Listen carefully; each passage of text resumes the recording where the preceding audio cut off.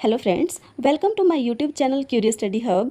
आज की इस वीडियो में मैं आपके लिए लेकर आई हूँ class 6 SST exploring society India and beyond का चैप्टर 9 फैमिली एंड कम्युनिटी। तो डियर चिल्ड्रन, इसमें हम पढ़ेंगे कि what is a family, what are the types of family, है ना। फैमिली क्या होती है, आपकी फैमिली का क्या क्या रोल होता है, फैमिली की क्या क्या रिस्पॉन्सिबिलिटीज़ होती हैं, ये सब कुछ हम इस चैप्टर में सीखेंगे। इसके बाद हम सीखेंगे what is a community, community क्या होती है, कम्युनिटी के रोल क्या होते हैं, है ना। ये सब कुछ इसमें हम सीखेंगे। इसको हम एग्जाम्पल के साथ पढ़ेंगे। इस चैप्टर को कंप्लीट समझने के लिए आप इस वीडियो के साथ एंड तक जरूर बने रहें। अगर आपको 6 to 10th एसएसटी का कोई भी चैप्टर पढ़ना हो तो आप मुझे कमेंट सेक्शन में बता सकते हैं। तो चलिए शुरू करते हैं, समझते हैं व्हाट इज़ अ फैमिली। सबसे पहले आपके पास एक कोट दिया है ना, जो कि दिया है तिरुवल्लुवर जी ने। उन्होंने कहा है, चलो इसको मैं आपको एग्जाम्पल के थ्रू समझाती हूँ।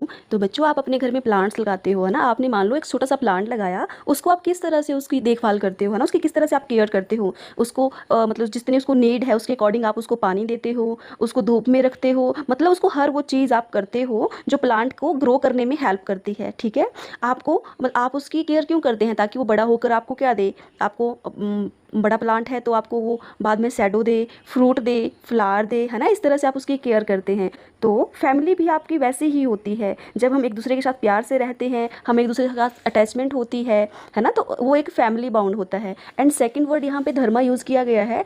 धर्मा मीन्स है राइट एक्शन, मतलब कि जो आपकी ड्यूटीज़ हैं, रिस्पॉन्सिबिलिटीज़ हैं, उसको आपको अच्छे से निभाना चाहिए। अगर आप अपनी रिस्पॉन्सिबिलिटीज़ को, आपकी ड्यूटीज़ को अच्छे से निभाएंगे तो आपकी फैमिली भी वैसे ही अच्छे से ग्रो करेगी। जैसे आप एक प्लांट के लिए सोच रहे थे कि मैंने एक प्लांट लगाया है, मैं इसको अच्छे से रखूंगा, इसको अच्छे से पानी दूंगा, इसको अच्छे से सनलाइट दूंगा, तो वो अच्छे से फ्रूट देगा आपको एंड में, है ना। तो वैसे ही फैमिली का भी होता है। आपके पेरेंट्स भी आपको उसी तरह से ग्रो कर रहे हैं ना, आपको हर एजुकेशन दे रहे हैं, आपको आपकी नीडी हर चीज़ आपको दे रहे हैं, है ना। तो वैसे ही आपकी फैमिली भी एक प्लांट की तरह ही है। तो हमें अपनी फैमिली के साथ लव और धर्मा के साथ रहना चाहिए। तो यहाँ पे आपका क्या धर्मा है? स्टडी करना। तो आपको अपने ड्यूटी से पीछे नहीं हटना है। अगर आप अपनी ड्यूटी, अपने धर्मा को निभाएंगे तो आपकी फैमिली भी वैसे ही ग्रो करेगी जैसे हम प्लांट के लिए सोच रहे थे। ठीक है, तो कुल मिलाकर इस कोट का यही मीनिंग था कि हमें अपनी फैमिली के साथ अच्छे से रहना चाहिए, अपनी रिस्पॉन्सिबिलिटीज़, ड्यूटीज़ को समझना चाहिए, हमें क्या करना चाहिए, है ना। तो अब हम बिग क्वेश्चंस को देखते हैं। तो हमारे पास फर्स्ट क्वेश्चन है, why is the family unit important. Question में what is a community and what is its role, है ना। कम्युनिटी क्या होगी और उसके क्या क्या रोल होंगे, ये भी हम इस चैप्टर में पढ़ेंगे। So this is part 1 of this chapter. Let us start with the family. Almost all of us live in a family. हम सभी जो है एक फैमिली में रहते हैं। Family is a fundamental and most ancient unit of any society. देखो, तो आपका फैमिली है वो एक आपका बेसिक यूनिट है ना। मतलब एंशियंट टाइम से एक फैमिली जो है वो एक सोसाइटी का एक बेसिक यूनिट है। In Indian society today there are several types of families. आज की जो आपकी सोसाइटी है, इंडियन सोसाइटी में बहुत सारे टाइप्स हैं फैमिलीज़ के, from joint families to nuclear families. आपने देखा होगा कि कुछ आपकी जॉइंट फैमिलीज़ होती हैं और कुछ आपकी न्यूक्लियर फैमिलीज़ होती है। A joint family has several generation living together. जो आपकी जॉइंट फैमिली होगी उसमें बहुत सारी जनरेशन्स एक साथ रहती हैं, जहाँ पर आपके ग्रैंड पेरेंट्स, पेरेंट्स आपके अंकल एंड आंट्स एक साथ रहते हैं। आगे ब्रदर्स, सिस्टर्स एंड कजन्स, मतलब जहाँ पे बहुत सारे लोग एक साथ इकट्ठे रहते हैं उसको हम बोलते हैं, कौन सी फैमिली बोलते हैं उसको हम? मुझे कोई कमेंट में बताइए कौन सी फैमिली बोलेंगे उसको हम? उसको बोलेंगे हम जॉइंट फैमिली। ठीक है। And a nuclear family on the other hand is limited to a couple and their children and sometime one parent and children. तो देखो, न्यूक्लियर फैमिली में कौन कौन रहता है आपके पास? है कपल रहता है और उनके बच्चे, और कई बार सिंगल पेरेंट भी उनके साथ रहते हैं। देखो ऊपर आपके पास पिक्चर दी हुई है, तो ये दी है आपके पास न्यूक्लियर फैमिली की, एग्जाम्पल ऑफ न्यूक्लियर फैमिलीज। देखो लेफ्ट वाले में आपके पास कपल है और उनके बच्चे हैं, और देखो राइट वाले में आपके पास सिंगल पेरेंट है और उनके बच्चे हैं। ऐसे ही आप जॉइंट फैमिली की पिक्चर देखो ऊपर जाके, देखो एग्जाम्पल ऑफ जॉइंट फैमिलीज। तो इसमें देखो आपके ग्रैंड पेरेंट्स हैं एंड देयर चिल्ड्रन हैं। और राइट वाले में देखेंगे आप ग्रैंड पेरेंट्स हैं और उनके ग्रैंडसन और ग्रैंड डॉटर हैं। आगे आप देखेंगे, लेट्स एक्सप्लोर में क्या क्या दिया आपके पास। What types of families do you see in your neighbourhood. आप अपने नेबरहुड में कौन कौन से टाइप्स की फैमिलीज देखते हो। The type with the number of households for each type. तो आपको क्या बोला गया है कि आपने क्या करना है, एक लिस्ट बनानी है जिसमें बताना है कि कौन से टाइप की फैमिली है और उसमें कितने लोग रहते हैं। तो आप इसका आंसर इस तरह से कर सकते हो, जैसे मैंने आपको बनाकर दिया है। There are a few different family structure found in my neighbourhood, कि मेरा जो नेबरहुड है उसमें बहुत सारी इसकी फैमिली रहती है। जैसे फर्स्ट है आपके पास nuclear family. It is consisting of parents, usually a married couple and their children. There are around 20 to 30 nuclear families in my neighbourhood. तो आप इस तरह से बोल सकते हैं। मेरा जो नेबरहुड है वहाँ पे 20 to 30 न्यूक्लियर फैमिलीज रहते हैं, जहाँ पर कपल रहते हैं और उनके चिल्ड्रन रहते हैं। सेकेंड टाइप है joint family, multiple generations living together including parents, children, grandparents. There are around 10 to 15 such families in my neighbour. Joint family में आप बता सकते हैं कि मेरे नेबरहुड में 10 to 15 जॉइंट फैमिलीज रहती है, जहाँ पे मल्टीपल जनरेशन लिविंग टुगेदर, जहाँ पे बहुत सारी जनरेशन एक साथ रहती है उनके, इंक्लूडिंग पेरेंट्स, चिल्ड्रन और ग्रैंड पेरेंट्स।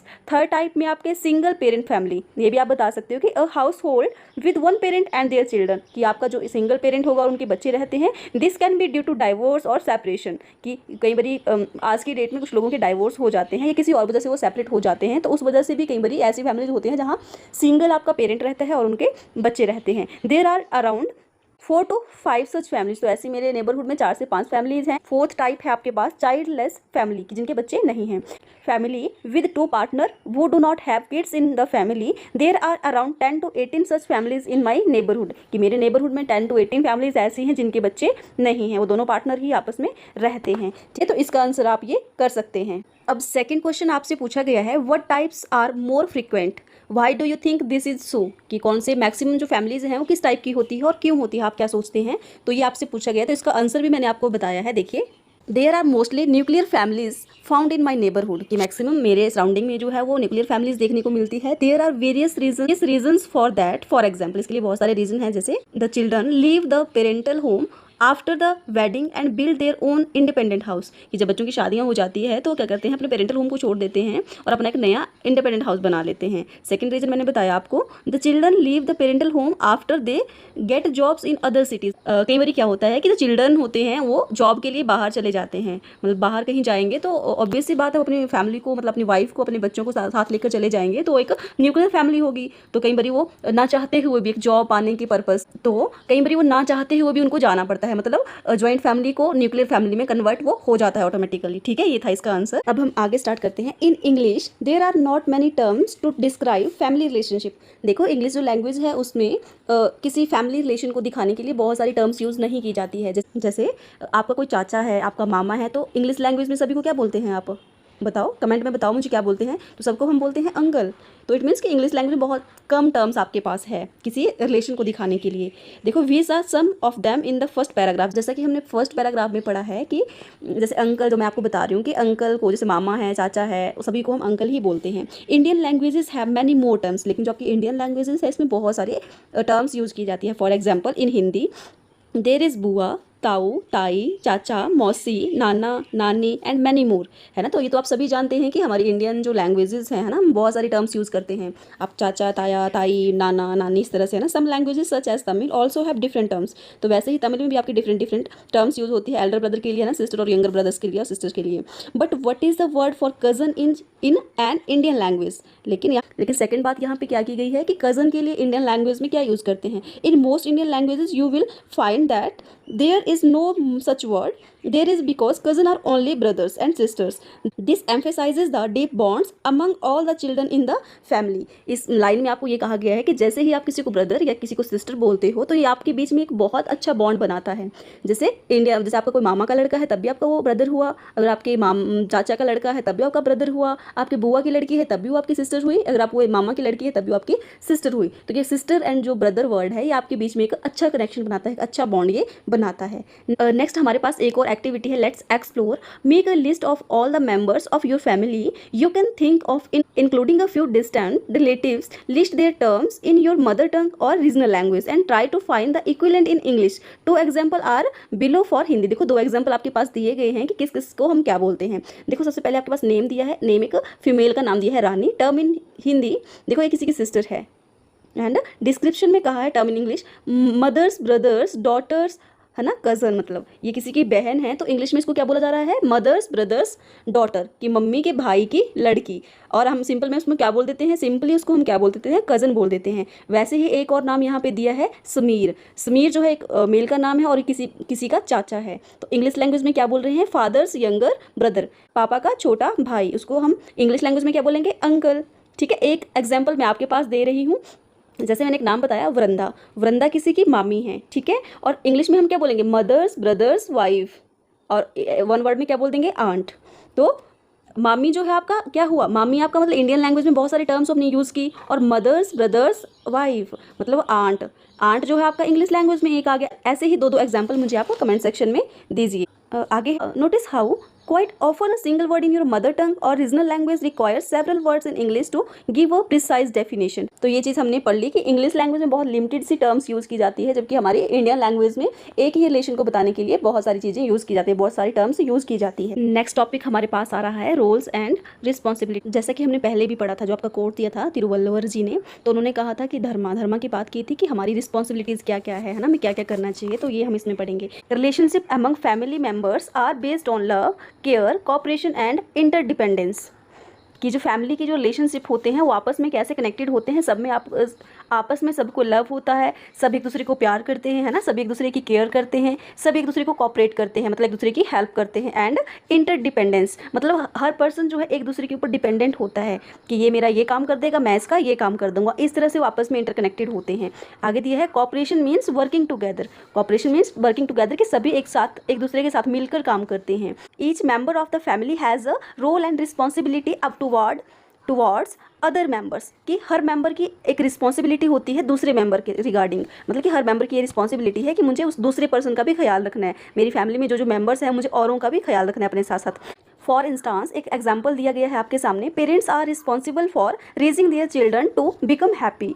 आपके पेरेंट्स आपको एजुकेशन दे रहे हैं, है ना, आपको हर वो चीज़ सिखा रहे हैं जो आपके फ्यूचर में आपको काम आएगी, ताकि आप अपना इंडिविजुअली जो है आप पर्टिकुलरली अपना जो सेटअप है और अपनी फैमिली को अच्छे से खुशहाल एक हैप्पी फैमिली बना सके। And responsible members of the society, और आपको एक रिस्पॉन्सिबल मेंबर भी बनाते जा रहे हैं सोसाइटी के लिए, मतलब आपको वो हर काम वो सिखाते हैं जो आपको एक सोसाइटी के पर्पज़ से, एक फैमिली के पर्पज़ से आपको करना चाहिए। But also as children grow up they take on more responsibilities. देखो जैसे जैसे बच्चे जैसे जैसे आप ग्रो कर रहे हैं तो आपकी भी बहुत सारी रिस्पॉन्सिबिलिटीज़ बनेंगी in the home to help other family members, कि आपको भी और अभी भी आपको अपनी फैमिली मेंबर्स की हेल्प करनी चाहिए। जैसे मदर की आप, है ना, खाना बनाने में कुछ हेल्प कर दें, कोई ना कोई आपको हेल्प करनी चाहिए। ऐसे ही फ्यूचर में भी आपकी बहुत सारी रिस्पॉन्सिबिलिटीज़ फैमिली को लेकर बनेंगी।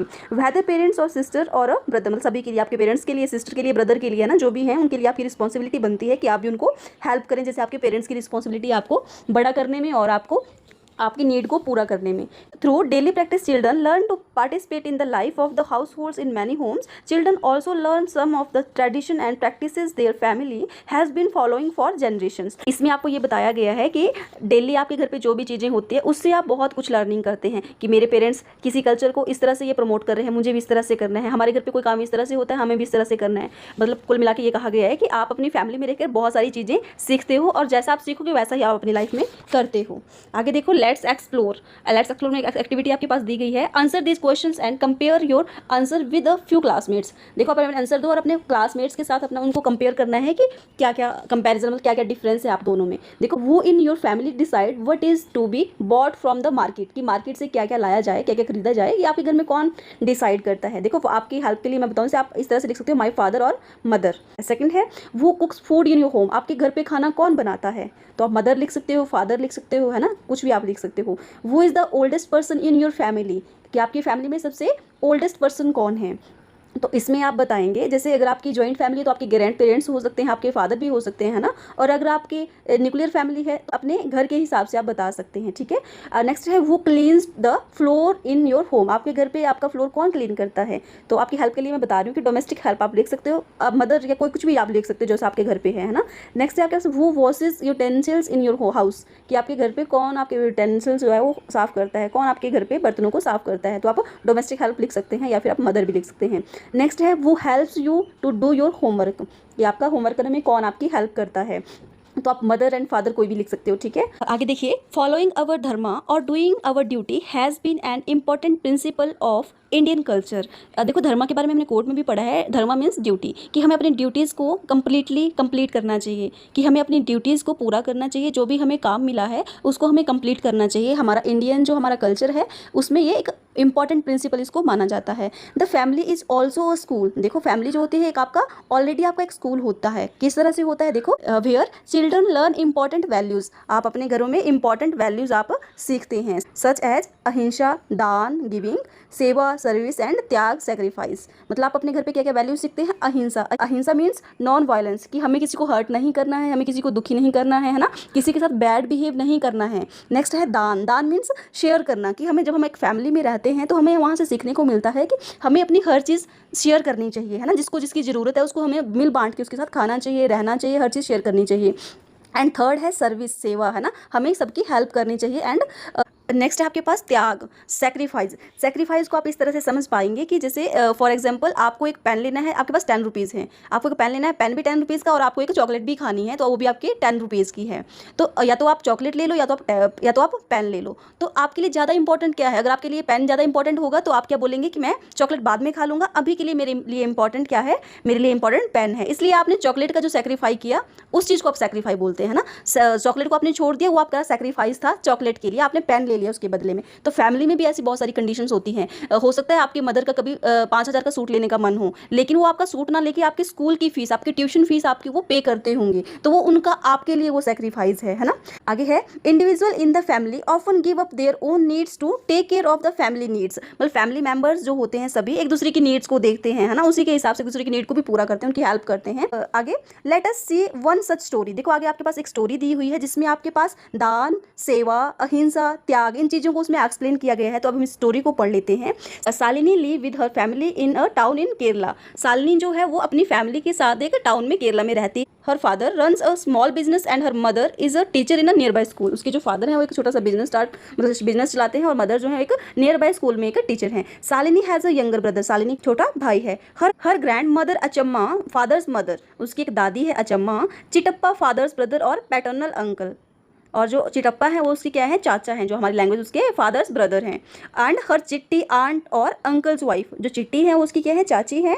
विद देम, वो उनके साथ रहते हैं। दे हैव डॉटर, उनके पास एक बेटी भी है, जो उसकी चाचा चाची है चिटप्पा, और चिट्टी जो है उनकी एक डॉटर है शालिनी कज़न। शालिनी कज़न, जो शालिनी की कज़न है वो सी कॉल्स चिन्नी। शालिनी इसको क्या बोलती है? चिन्नी बुलाती। Shalini's uncle has just lost his job and her aunt is a homemaker. देखो अभी क्या था, किसी रीज़न की वजह से उसके जो चाचा है उनकी जॉब चली जाती है, और उसकी जो आंटी होती है वो क्या है? एक होम मेकर है। The whole family was preparing for the festival of Onam. आपको पता है ना कि केरला का एक फेमस फेस्टिवल है ओनम, तो सभी ओनम की तैयारियां कर रहे थे। Achamma told Shalini's father that his brother was having financial difficulties. जो अचम्मा है, अचम्मा कौन थी? ये किसकी दादी थी? शालिनी की दादी थी, है ना। तो शालिनी की दादी क्या बोलती है? अचम्मा टोल्ड शालिनीज फादर। अचम्मा जो है, अचम्मा देखो जो शालिनी की दादी है वो शालिनीज फादर से बोलती है, शालिनी के पापा से बोलती है his brother was having financial difficulties, कि उसके जो ब्रदर हैं, जो शालिनी का जो चाचा है, उनके पास फाइनेंशियल डिफिकल्टीज आ रही है क्योंकि वो अपनी जॉब खो चुके हैं। So they were not able to buy new clothes for the festival, कि वो अभी एबल नहीं है कि वो नए क्लोथ्स फेस्टिवल के लिए ले पाएं। When Shalini's parents took her and her brother shopping, they bought new clothes not only for themselves but also for Chitappa, Chitti and चिन्नी। तो जब शालिनी के फादर शॉपिंग के लिए जाते हैं क्लोथ्स की, तो सिर्फ शालिनी अपने लिए क्लोथ्स नहीं लाते हैं, लेकिन चिटप्पा, चिट्टी और चिन्नी के लिए भी क्लोथ्स लाते हैं। As a result Shalini did not get the silk dress she had expected. तो रिजल्ट में क्या होता है कि शालिनी जो है उसने एक्सपेक्ट किया होता है कि उसको एक कॉस्टली सिल्क की ड्रेस आएगी, लेकिन क्या होता है उसके लिए कॉटन की ड्रेस लाई जाती है उसके पेरेंट्स के द्वारा। Achamma explain to Shalini that this is how family support each other and share what they have. तो शालिनी की जो दादी है वो अचम्मा जो है वो शालिनी को समझाती है कि फैमिली में इसी तरह से मिलजुल कर शेयर करके रहते हैं सभी। अभी आपके चाचा को डिफिकल्टीज थी फाइनेंशियली, तो आपके फादर ने उस डिफिकल्टीज को दूर किया, मतलब है ना, वो सभी को हैप्पी रखना एक फैमिली मेंबर्स की रिस्पॉन्सिबिलिटीज होती है। Shalini did not mind her simple dress. अब शालिनी जो है वो अपनी सिंपल ड्रेस के लिए कोई माइंड नहीं कर रही है, मतलब बुरा उसको नहीं लग रहा है। She was happy that everyone could get some new clothes. अब वो हैप्पी है कि सभी के पास न्यू क्लोथ्स पहनने के लिए हैं। मतलब इस स्टोरी से आपको क्या सीखने को मिला कि जो मैंने अभी तक हमने चैप्टर में कंप्लीट पढ़ा कि हम सभी एक दूसरे के लिए क्या क्या रिस्पॉन्सिबिलिटीज होती हैं, हमें सभी के साथ लव केयर उसके साथ रहना चाहिए, है ना, एक दूसरे की हेल्प करनी चाहिए। तो वो सब कुछ इस स्टोरी में दिखाया गया है कि शालिनी के जो फादर हैं वो किस तरह से अपने छोटे भाई, अपनी भाभी और उसकी बच्ची की किस तरह से वो हेल्प करते हैं, है ना, सभी को एक साथ किस तरह से वो हैप्पी कर सकते थे। ये हमने इस स्टोरी से सीखा। आगे देखो, लेट्स एक्सप्लोर।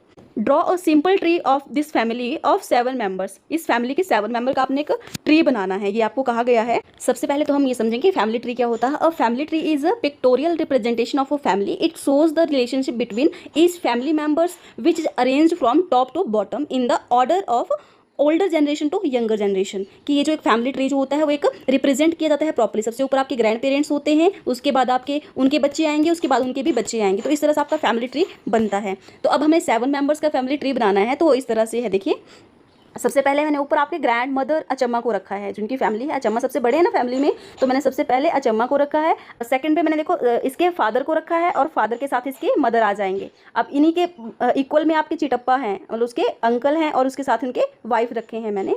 और उसके बाद शालिनी को इनके पेरेंट्स है, तो शालिनी इनके नीचे आ गई, और चिटप्पा और चिट्टी की जो बेटी है वो चीनी है, तो इनके साथ आ गई। तो फैमिली ट्री इस तरह से बनता है। तो वैसे तो शालिनी का ब्रदर भी है, लेकिन इन्होंने सिर्फ 7 मेंबर्स का ट्री बनाने को बोला था, तो मैंने इस तरह से कंप्लीट किया है। तो आपने भी इसको इसी तरह से बनाना है। नेक्स्ट क्वेश्चन हमारे पास है, why do you think Shalini's parents bought clothes for everyone? आप क्या समझ रहे हो कि शालिनी के पेरेंट्स ने सभी के लिए क्लोथ्स लिए, क्यों लिए होंगे सभी के लिए, बताइए आप मुझे। तो मैंने इसका आंसर इस तरह से प्रिपेयर किया है, family relations are based on love, care and affection, कि जो फैमिली के रिलेशन है वो लव, केयर और अफेक्शन पे चलते हैं। Each member of the family has role and responsibilities toward other members, कि सभी फैमिली मेंबर्स की एक दूसरे के लिए रिस्पॉन्सिबिलिटीज होती है ना, कुछ रोल होता है। Shalini's parents bought clothes for everyone to show their love and support for her uncle and aunt, और जो शालिनी के जो फादर थे उन्होंने अपने उनके जो शालिनी के अंकल और आंट की हेल्प करने के लिए, लव शो करने के लिए, इसलिए उन्होंने उनके लिए वो क्लोथ्स लेकर आए थे। नेक्स्ट क्वेश्चन हमारे पास है, what would you have done if you were in Shalini's place? अगर आप शालिनी की जगह पर होते तो आप क्या करते? इसका आंसर आप इस तरह से दे सकते हैं कि if I was in Shalini's place, अगर मैं शालिनी की जगह पर होती, I would be happy that everyone in my home,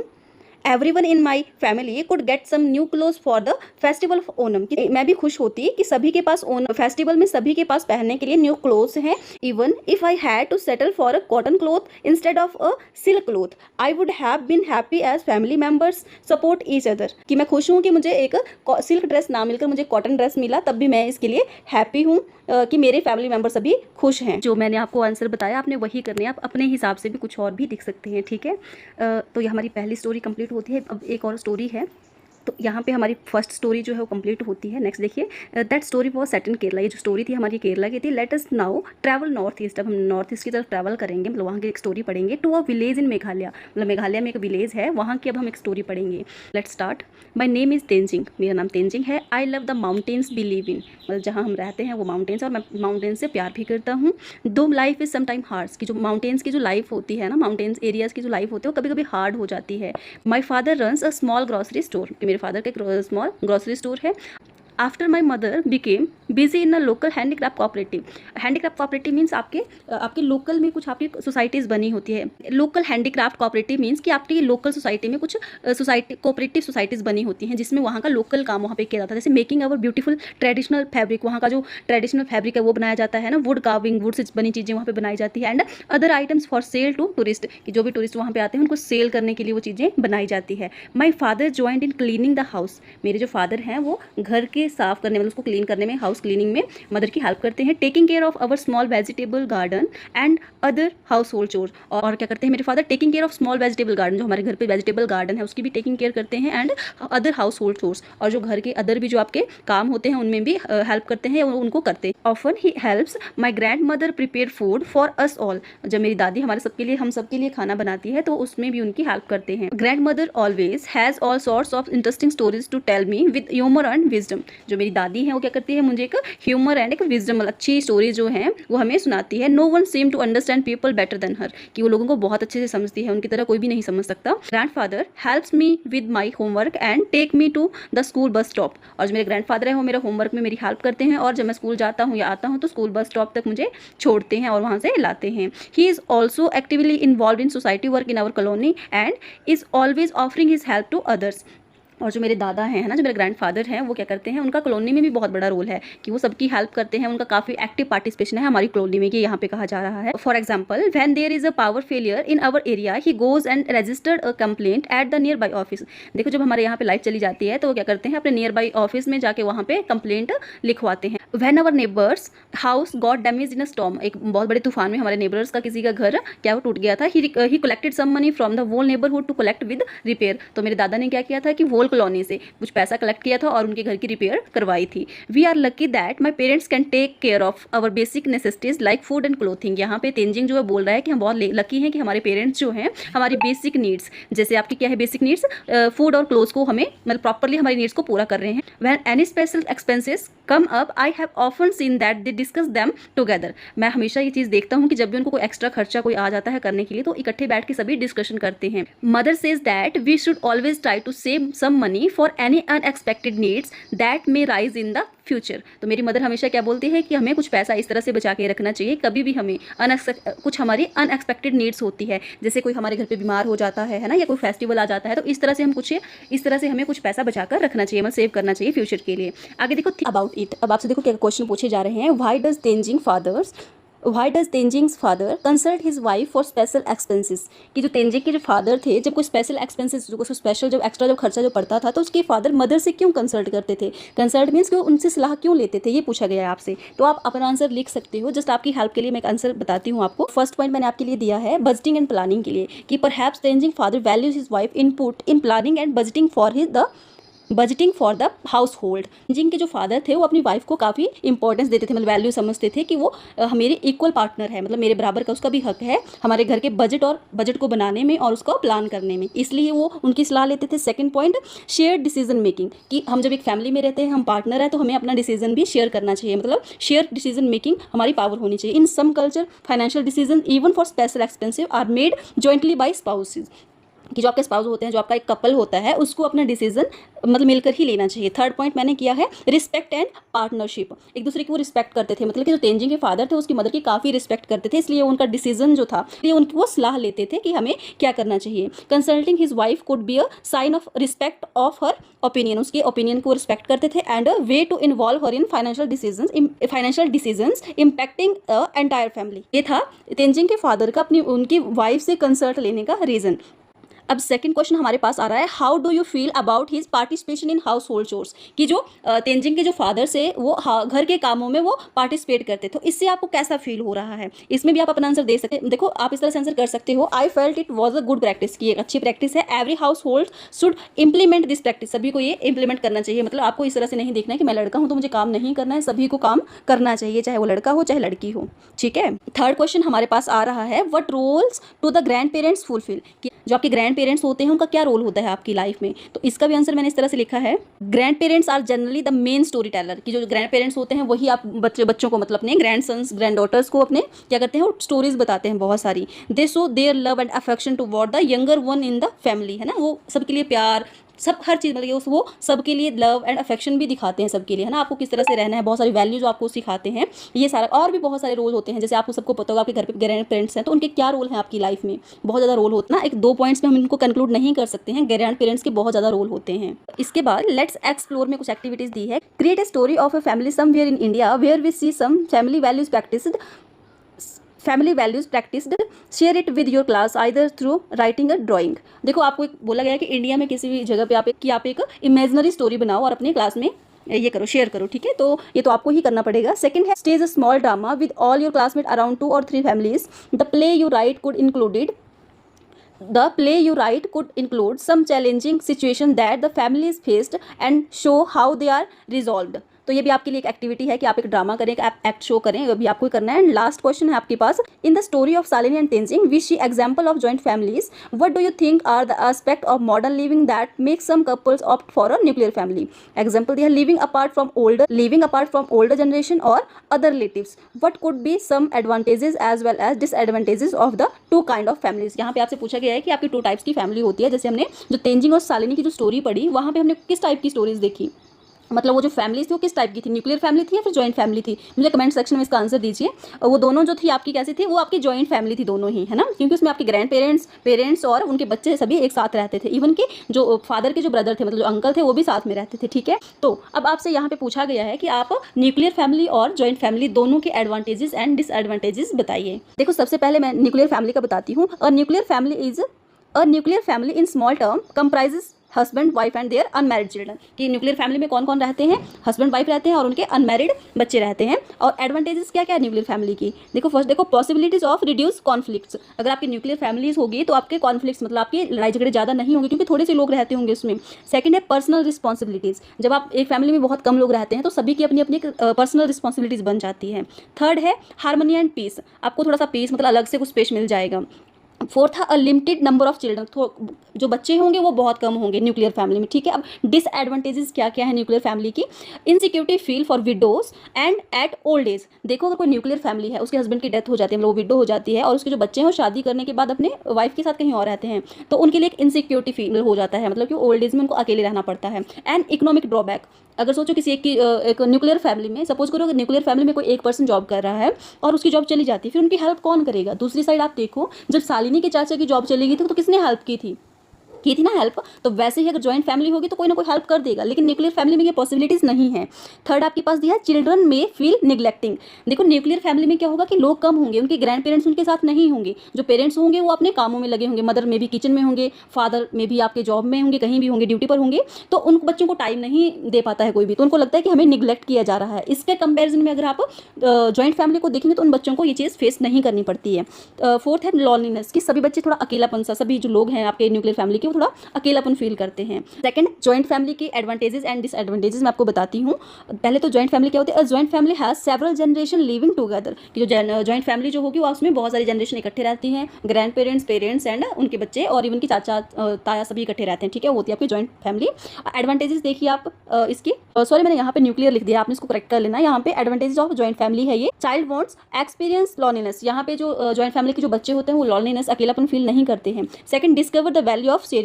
देखो जब जॉइंट फैमिली होगी तो वहाँ पे उनको शेयरिंग की वैल्यू सिखाई जाती है, किस तरह से हमें अपनी चीज़ों को शेयर करना चाहिए, जैसे आपका शालिनी वाले स्टोरी में आपने पढ़ा है। Third, you learn to respect.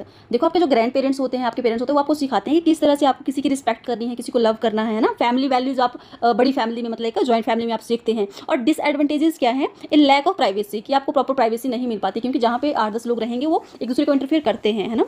Second है डिफरेंसेज इन ओपिनियन, जब बहुत सारे लोग इकट्ठे होंगे तो सभी के ओपिनियन अलग अलग होगा, तो उसमें डिफरेंस होंगे, तो उसमें थोड़ा सा आपका डिस्प्यूट हो सकता है। थर्ड पॉइंट है इंटरफेरेंस इन पेरेंटिंग। फोर्थ है फाइनेंशियल रिस्पॉन्सिबिलिटीज, मतलब यही कि आपका फाइनेंशियल रिस्पॉन्सिबिलिटीज भी बढ़ जाती है। जितनी ज़्यादा बड़ी फैमिली होगी आपको फाइनेंशियली उतना ही ज़्यादा स्ट्रॉन्ग होना पड़ेगा। तो ये सब था इस चैप्टर में। तो यहाँ पर हमारा फैमिली वाला टॉपिक जो है कंप्लीट हो जाता है। इसके बाद सेकंड टॉपिक बचता है कम्युनिटी। ये तो एक छोटा सा टॉपिक है, इसको हम सेकंड पार्ट में कंप्लीट कर लेंगे। और इसके साथ ही हम क्या करेंगे, एक्स्ट्रा जो आपके क्वेश्चन होंगे, आपके एक्सरसाइज के जो भी क्वेश्चन होंगे, नोट्स होंगे, वो सब हम इसके साथ ही कंप्लीट कर लेंगे, ठीक है। तो अगर आपको किसी को भी इस वाले टॉपिक में डाउट है तो आप मुझे कमेंट सेक्शन में पूछ। So I hope you like this video. If you do so please like, share it and don't forget to subscribe Curious study Hub channel for more such videos. Thank you so much.